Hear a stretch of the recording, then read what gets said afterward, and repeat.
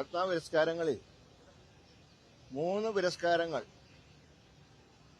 Shri V S അച്യുതാനന്ദന് മരണാനന്തര ബഹുമതിയായി നൽകിയ പത്മവിഭൂഷൺ തീർച്ചയായിട്ടും അദ്ദേഹം ഒരു പൊതുപ്രവർത്തകൻ എന്നുള്ള നിലയിൽ സമൂഹത്തിന് ചെയ്ത സേവനങ്ങൾക്കുള്ള അംഗീകാരമാണ്. അതുപോലെ തന്നെ പ്രശസ്ത നടൻ ശ്രീ മമ്മൂട്ടിക്ക് ലഭിച്ച പത്മഭൂഷൺ ബഹുമതി കലാരംഗത്ത് അദ്ദേഹം ചെയ്ത സേവനത്തിനുള്ള ഒരു അംഗീകാരമാണ്. അതുപോലെ ശ്രീമതി വിമല മേനോന് നൽകിയ പത്മശ്രീ ഒരു മോഹിനിയാട്ട ഒക്കെ അവർ നൽകിയ സംഭാവനയ്ക്കുള്ള അംഗീകാരമാണ്.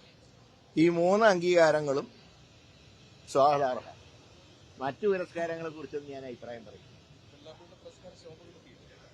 ഞാൻ പറയുന്നത് മറ്റു പുരസ്കാരങ്ങളെ കുറിച്ച് ഞാനൊന്നും പറയുന്നില്ല.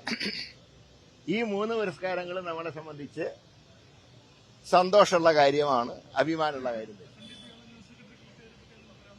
അല്ല, ഞാൻ പറഞ്ഞ മറ്റു പുരസ്കാരങ്ങളെ കുറിച്ചൊന്നും ഞാൻ പറയുന്നില്ല.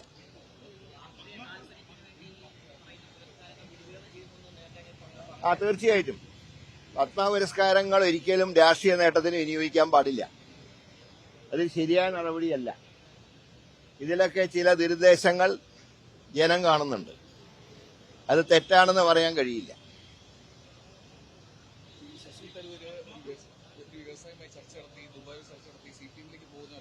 ഒരു കാര്യം ഞാൻ പറയാം. അദ്ദേഹത്തിനെ പോലുള്ളൊരു അന്തർദേശീയ തലത്തിൽ അറിയപ്പെടുന്ന ഒരു നേതാവ് ഒരു മുങ്ങുന്ന കപ്പലിൽ കയറുമെന്ന് സാമാന്യ ബോധമുള്ള ആരും വിശ്വസിക്കില്ല. ക്യാപ്റ്റൻ അടക്കം മുങ്ങാൻ പോകുന്നൊരു കപ്പലാണ്. ആ കപ്പലിന്റെ അകത്ത് ശശി തരൂരിനെ പോലെ അന്താരാഷ്ട്ര രംഗത്ത് അറിയപ്പെടുന്ന ഒരു വ്യക്തി കയറുന്നു പറഞ്ഞാൽ അത് ഏപ്രിൽ 1-ാം തീയതി മാത്രമേ പറയാനേ പറ്റൂ. അല്ല, കോൺഗ്രസ് പാർട്ടിയിൽ അസംതൃപ്തി അദ്ദേഹത്തിനുണ്ടാകാം.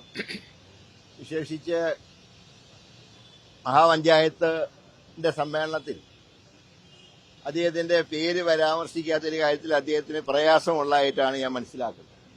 ഇത് പക്ഷേ ശ്രീ രാഹുൽ ഗാന്ധിയുടെ കുറ്റമല്ല. അദ്ദേഹത്തിന് എഴുതി കൊടുത്ത ആ ലിസ്റ്റാണ് അദ്ദേഹം വായിച്ചത്. അതല്ലാതെ ശ്രീ ശശി തരൂരിനെ മനഃപൂർവ്വം ഒഴിവാക്കാൻ ഒരിക്കലും രാഹുൽ ഗാന്ധി ശ്രമിച്ചിട്ടില്ല. പക്ഷെ അദ്ദേഹത്തിനെ പോലത്തെ ഒരു നേതാവിന് ഇങ്ങനെ പ്രയാസമുണ്ടായത് തീർച്ചയായിട്ടും പാർട്ടി അതിൻ്റേതായിട്ടുള്ള ഗൗരവത്തിൽ കാണുന്നുണ്ട്. തീർച്ചയായിട്ടും 2 ദിവസത്തിനുള്ളിൽ തന്നെ ഞാൻ മനസ്സിലാക്കുന്നത് രാഹുൽ ഗാന്ധി തന്നെ നേരിട്ട് അദ്ദേഹവുമായി സംസാരിച്ച് അദ്ദേഹത്തിന്റെ പ്രയാസങ്ങൾ നീക്കുന്ന.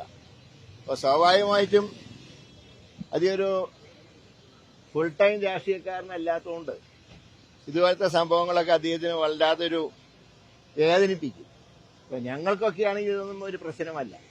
ഇപ്പൊ തന്നെ ഡൽഹിയിൽ ചർച്ചയ്ക്ക് പോയപ്പോൾ ഞങ്ങളെയൊക്കെ ഒഴിവാക്കി. ഞങ്ങളൊന്നും പരാതി പറഞ്ഞില്ലല്ലോ. കാരണം പാർട്ടി ഒരു യുദ്ധമുഖത്ത് നിൽക്കുന്ന സമയത്ത് ഇതുപോലത്തെ വിഷയങ്ങൾ ചർച്ച ചെയ്യേണ്ടതല്ല എന്നുള്ളത് കൊണ്ടാണ് ഞങ്ങളൊന്നും പ്രതികരിക്കാതിരുന്നത്.